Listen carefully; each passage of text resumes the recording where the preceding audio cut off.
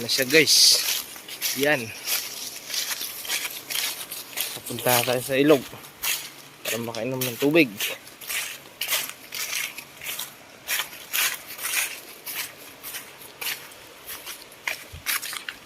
Ang lawak na to ng paglilipatan natin, no?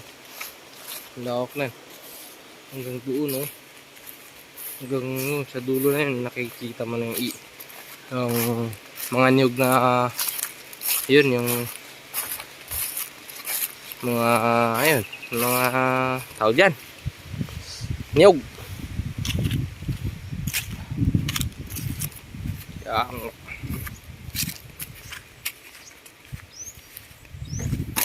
Kumilimlim. Ay, natabunan yung araw sa ano, pero sa clouds. Ito.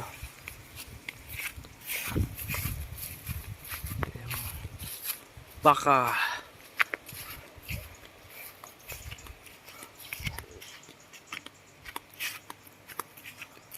ganito lang dito sa bukid guys.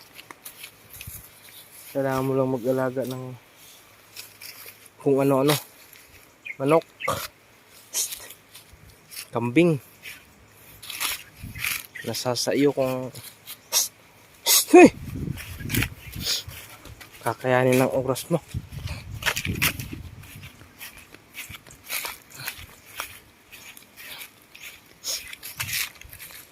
Itong lugar na to guys, ito, hindi po kasi akin to, binabantayan lang namin to. Bali dito na rin kami nakatira kasi dito kami pinapatira ng may-ari. Tapos yung mga kambing sa rito guys, pinakawalan lang, gawa ng puro ilog nga, pinapalibutan ng sapa kaya di sila makalabas. Tapos may binabakuran siya doon, maano lang, maiksi, siguro mga 100 meters sa ganun lang, sa 100 meters. Tapos itong kuan, lupa na to 8 hectares to, 8 hektarya to. Tapos pinapalibutan ng ano, ilog. Pakalibot yan. Bali ano to eh, parang naka U yung tsura nito, naka U. Tapos yung binabakuran niya yung patlang ng U, yun lang. Diba? Ang ganda. So yung kambing makalabas. Tapos ang lawak ng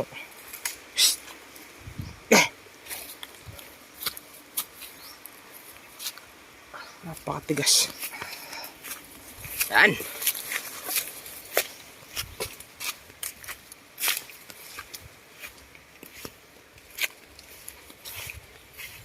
Dito guys, medyo mahaba-haba yung mga damo gawa ng dito yung unang nilinisan eh. Dito. Tapos papunta ron sa dulo. Dun sa bandang dulo, yung sa likuran natin banda, malinis pa dun. Gawa ng ano pa lang eh. Kakalinis pa lang eh, kakatapos lang. Tapos ngayon, mag-uumpisa ulit dito. Yan, mag-uumpisa na. Yan, mag-uumpisa yung lilinisin. Pagugulungan lang to ng ano, bakal na nakapormang bilog, papagulong sa kalabaw. Papakita ko sa inyo guys pagka nagpagulong ng kalabaw kung paano ipagulong yung bakal. Mabigat yun, talagang kalabaw lang makakabuhat nun. Kami din naman kaya, gawa ng sobrang bigat eh, puro bakal yun. Tapos ayun, pagugulungan yung mga damo na yan. Tapos yung tumatayo, ayun.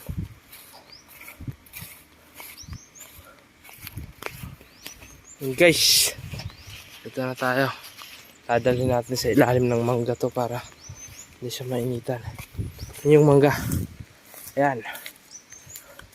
May mga lansunis. Yung mga lansunis yan guys. Yung nakaraang bunga niya. Ano lang. Nasayang. Gawa ng sobrang mura ng lansunis eh. Biruin mo naman eh. 7 pesos per kilo. Tapos hahatid mo pa. Ikaw pa mag-aakyat.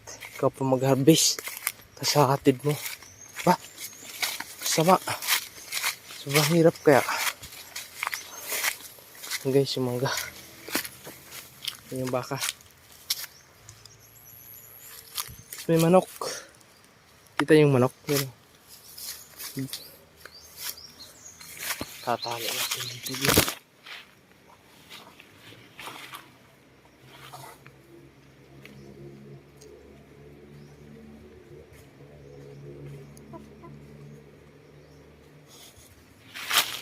Ayan. Ganyan lang yan. Tapos mamayang hapon, babalikan natin ulit.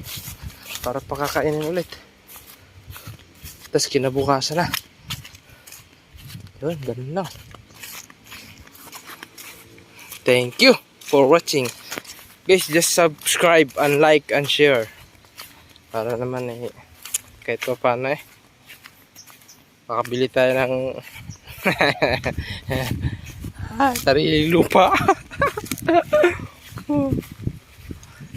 Ayan, sobrang init. Tumataginting yung utak. Sobrang init. Yung baboy natin guys. Papakita ko sa inyo yung baboy ko. Ayan o.